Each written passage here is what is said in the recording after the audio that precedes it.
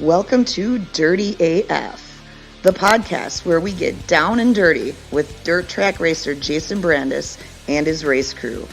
We'll go over highlights, lowlights, and everything in between. Sometimes you'll laugh, sometimes you'll cry, and there might even be times where you get downright angry with us. But in every episode, we hope that you are left with the desire to join us in getting dirty as... Hello, and welcome to the very first episode of Dirty AF. I am your host, Nicole Wilson, and I am here tonight with Jason Brandis and Adam Eichmeyer, aka Jolly, Race Dad, Crew Chief. It depends on who you are as to what you get to call him. But I am lucky enough where I get to call him Sweetheart. I call you Sweetheart. And after I've spent the end of the 2020 race season and now the start of this season so far, listening to these two discuss the ins and outs of the Brandis racing team, I wanted to share these inspiring conversations through this podcast for those following and watching us play out this dirty sport. In the middle of the summer last year, during the global pandemic, Jason approached Adam and asked him to come help him get back on the track, to be his lead on his team, and the rest is history. Since the 8B car started racing in the middle of last season, this is Jason's rookie year, because this is his first full year back on the track at Gravity Park. And just an FYI, we'll be occasionally racing at other tracks, but as of now, Gravity Park in Chilton has been our home because it's so close to home. Friday nights, be there. So let me set the scene of where we currently are sitting. It is the evening of June 11th, 2021. Is that today? It is. Okay. And we just finished racing here at Gravity Park in Chilton, Wisconsin. And we are sitting in our new to us enclosed trailer in the pits after the races are over. Tonight, Jason came in third in the heat and fifth in the feature. Correct. Woo, woo. So, Jason, what was going on through your head tonight? Drive. There was a bunch of people in my way in the freaking heat race. Like, come on, fuckers, get out of the way. Move. Like, the car was fast in the heat race. It was hooked up good. It turned good. A couple of slow guys in front of you. What do you do? Be patient with me. I'm not that driver that's going to take somebody out. So, be patient. Do what we do. And we only end up third in the heat. We end up third in the heat. We ended up last in the heat because I was patient. Last in the heat because I'm patient. I don't come here to wreck my stuff. I don't. We got far too money invested, too much time invested. We've proven we have a good car. I'll be patient with it. Yeah, and in the feature, most of us in the stands were getting a little angry and heated at what had happened, but you remained calm. The first thought in my head was, who the fuck just did that? But then the second thought in my head was, You know who did it? I didn't know who did it at all actually until over the race where they actually said 8B and 64 to the back, and I was like, fucking Zitzer hit me. Now I know what happened. And then I was actually supposed to be lined up in front of him on the restart for that, but I actually chose to stay down on the bottom and give him a couple places up top to stay away from the riffraff. He drives like an animal. I don't want to be near that. The closer I am to him, the more shit's going to get wrecked. I don't want to wreck my stuff, and I don't want to wreck anybody else's stuff. Therefore, stay away from him. Yeah, it was probably a good decision to let him outside in front of you and you start inside. Right. You like the end. I like to race the bottom, and our car was good on the bottom again, like it always is, because that's what you do. I mean, you set that thing up better than anybody I know to race a car on the bottom, and it's great. Then all of a sudden there was like this whole whatever mess happened in front of me. I don't know who started that either. You do. Rumor has it was Zitzer that started that again too, Exactly. but which is fine. I mean, like I said, he drives like an animal. He goes out there and just wrecks stuff, and I'm not here to do that. We're here to keep our car clean, in one piece, and get the best finish out of the car we can. We've proven so far, like, what are we now? 8 weeks into this? 8 weeks into the season? Yeah. This is week 9. This is week 9. Week 9 into the season, we're top 4 in points as a rookie. And we had one tragic day. One tragic day, that's what we had. And that was opening night. $1,200 went right out the back end of a car. Yeah. But we still raced the next week. Thanks to a lot of help. Thanks to some good sponsors. And they're just happy to see me happy. And they're happy when Jolly's happy too. So when Jolly's happy, I'm happy, we're all I'm happy. only happy when you don't throw the steering wheel at me. As long as you ain't throwing steering wheels, I'm in good shape. That means it wasn't too terrible. Well, I threw a steering wheel last week and a helmet, but that wasn't your fault. That was somebody else's fault. Yeah. Again. But I mean, overall, to make that charge from the rear to go to where you were. And right. I mean, you picked your battles, and there's so many laps where you when I'm watching you, you're like, well, is the car loose? Is it tight? What's it doing? And it's like, no, well, Chris, that was a hell of a good lap. All of a sudden, you pass 3 guys, and it's like, okay, what happened? And it's like, oh, he was just waiting for that whole right, and you took it. Right. You just. I guess a lot of people ain't never gonna understand what goes through a guy's mind when he's wide open throttle at 6,500 RPMs and the car is just throwing you into the corner of the seat, and you're watching 6 cars in front of you. You don't know what they're doing, but I know what I'm doing. And sure, I've bumped some guys tonight. I'm getting a little love tap. Listen, move up a half a lane and let me underneath you where I'm at, or I'll just sit back here and wait till you fuck up anyway. But yeah, it's hard when it's me, me being the I'm sure guy. I'm like, boy, is the car handling that bad, or is he just like, does he hate it, or doesn't he? And you're like, and all of a sudden, just like that. Also, you made that one lap on 1 and 3 to me and Juve were looking at it. It's like, holy crystal, that was a hell of a lap. Coming around that corner, you just slingshotted out of there, and it was like, okay, the car looks like it's gonna look good. That's all I care about. The car itself was great. That's me being me. Patient. I mean, you think about it. We built this car, the kids helped. We built this car from the ground up over winter. We went and picked it up, and 4 of us had to pick it up and set it on a trailer. Yeah, there was. Well, we backed the trailer underneath it, but 4 of us picked it up, put it on a trailer. Here we are. Top 4 in points, leading rookie of the year. Can we argue? Yeah, like I said, Been a hell of a ride so far. I don't know what it is with you and step going to the back of the pack 2 weeks in a row, and so managed to get a 5. 2 weeks. I'd 2 weeks love in a to row. not end up in the back of the pack one of these weeks and we keep somebody offering bumpers. You know the worst part about last week though was it last week or the week before? We actually led a couple laps in the feature before somebody caught up to us and dumped us into a corner, and then we got put to the back of the pack anyway. I mean, we know we don't have the best equipment. We don't have any big dollar money into the car. Yeah. Remember, we bought this motor used with 70 laps or 70 nights on it for what did we get that for? $500-600, whatever it was. Yeah. Take it to the engine builder over the winter. He took it apart, looked at it, said, "Put it back together." There's nothing wrong with it. Nothing. All we did was put a new cam in it and some heads. To me, I think we're holding our own. People tell us we don't belong here. We're proving them wrong. And that's what I love about it. What do you guys need to do to the car to get it ready for next week? Change the oil. Usually we have more damage, but we actually have sitting at home in the garage right now a brand new nose cone and a brand new medieval bumper that we're going to make our sponsors a little prouder, and we're going to make the car look clean and straight again, I guess. Pop some dents, pull some dents, maybe clean up a couple stickers.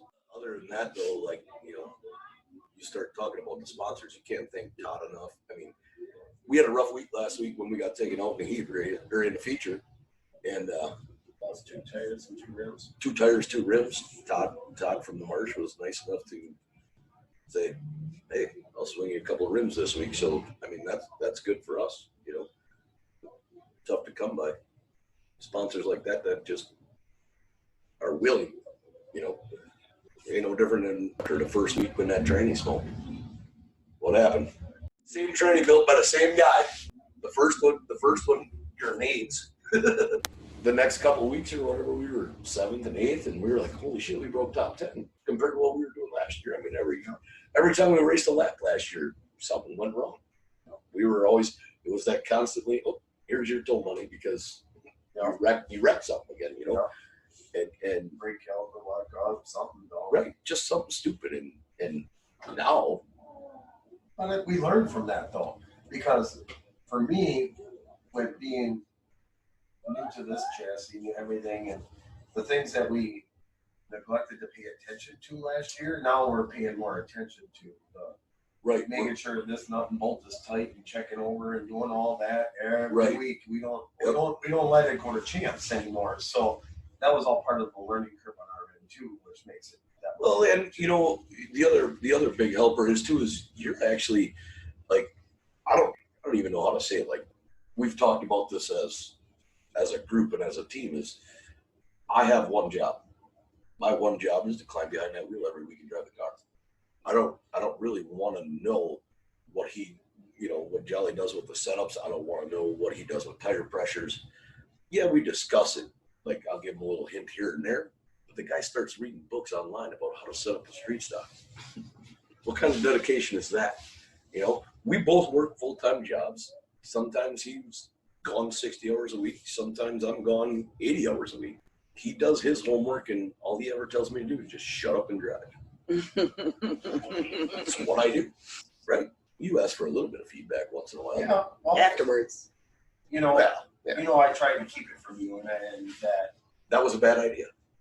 Because I don't want you to have a preconceived notion of what your car is going to do before you hit the track, and I want you to feel it out. Because if I hit it wrong, I don't want you to go, well, them numbers tell me I should be able to do this. And I thought the less you would know, the better off you'd be. But at the same time, it didn't build any confidence in me to do it right. But I think now I could probably get away with that again because I know you started, you know what I mean? There's that trust factor again in this car and how it's been. And like, if you didn't know, I don't know if you worry about it as much as you did after like week 1 and 2, not knowing what this car was doing, and it was all over the board. So. I think what we've noticed and what we've found out over the past couple of weeks is we've kind of gained confidence in each other. I've even the videos I watch, like I've noticed to myself that I'm starting to drive the car harder, deeper. The harder I can drive it into the corner, I'm trying to decide, is it going to stick or isn't it going to stick? And so far, the past 3 weeks for sure, the harder I drive it in there, the more it sticks there. And for us, that's a good thing. Because once I can really, really start driving this car hard, I'm gaining confidence lap per lap in what we're doing. You can tell.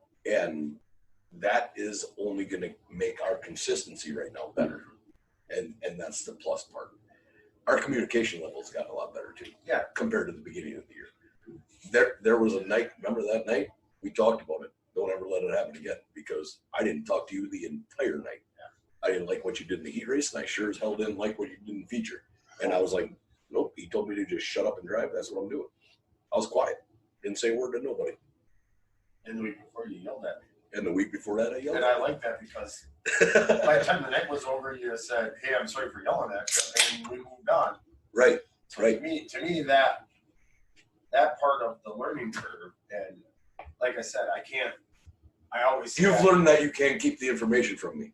But at the same time, I got to try different things because I don't know if it's right or wrong unless I do it either. So sometimes I got to push that envelope and go, I think we'll try this week. I saw this or I read this. I should try this. Well, right. You got to give it a shot. Yeah, because how do we get from this 3rd, 4th, 5th, 6th place finishes? How do I get us to 1 and 2?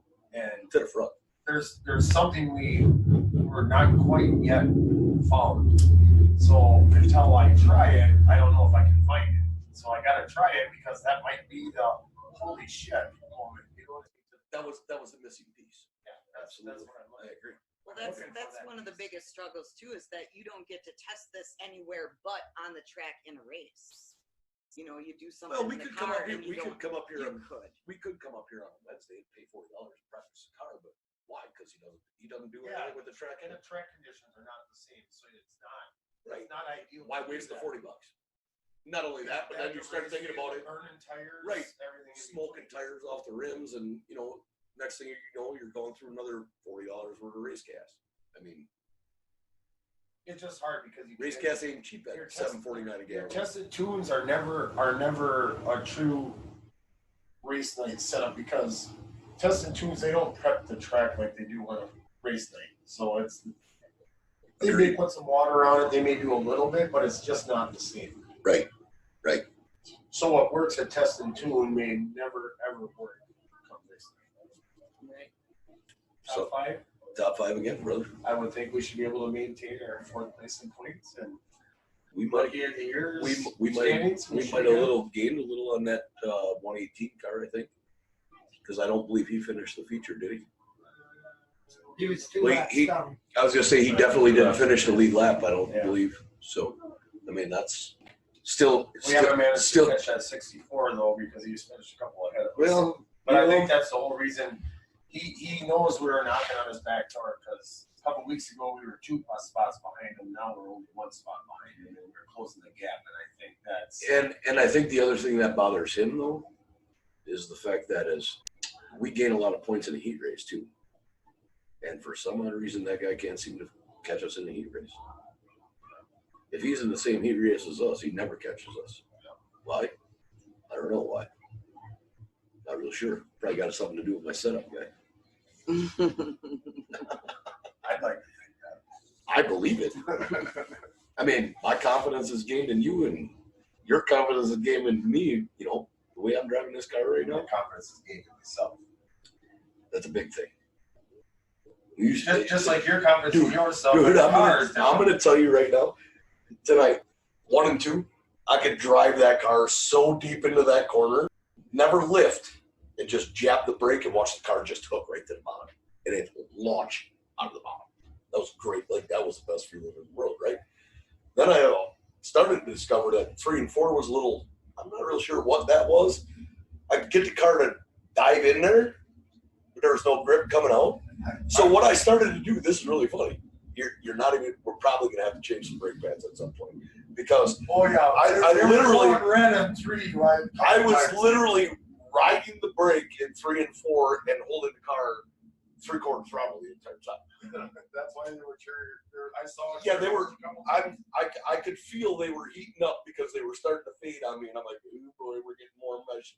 Maybe start digging out of the throttle a little bit, 3 and 4, but I get it to the front, man, and that's where my confidence is at. Brake pads are cheap. I know the setup guy's doing his job because the car's holding, doing what it's supposed to do. Now it's up for me to drive it to get it there. That's it. That's a wrap on this week. Cheers, brother. So I want to wrap this episode up by thanking you both so very much for sharing yourselves in this way with me and now with whoever's listening. This stuff is too good not to share. And while I know nothing about cars, I love watching the passion in you guys and for what you do. Just the passion, it drives me to, be doing what I want to do. So thank you. And of course, I need to thank all of you listening that have shown us such amazing support while we are all here doing what we love. And, I think I can speak for all of us to say that we are so humbled that so many of you enjoy watching our journey on the track and on social media, all of our followers. And we're all just blown away by the number of you that are supporting and following us. There's so many of you that we have enough interest to even start this podcast. I have one more thing I want to say before you close this whole deal out. I want to thank everybody for last week. Last week, the pass the helmet thing for Killian, that was great. I mean, I grew up with Kevin. I work with Vic, his dad at work, and Kevin told us last night. Remember this? He told us this last night in the garage when we gave them their donation. He said, "That's my $1 million baby right there. Any little bit helps." So. Anybody wants to go to the Killian page, GoFundMe, help it out. And I'll put the link to that in the description. Thank you. You are so very welcome. And just a reminder to everyone here listening to come join us in person next Friday night at Gravity Park in Chilton, Wisconsin. The pit gates open at 3, spectator gates open at 5, and the races start at 7. Thank you. You have been listening to Dirty AF, the podcast with the Brandis Racing crew. Join us again next week where we will once again be getting dirty as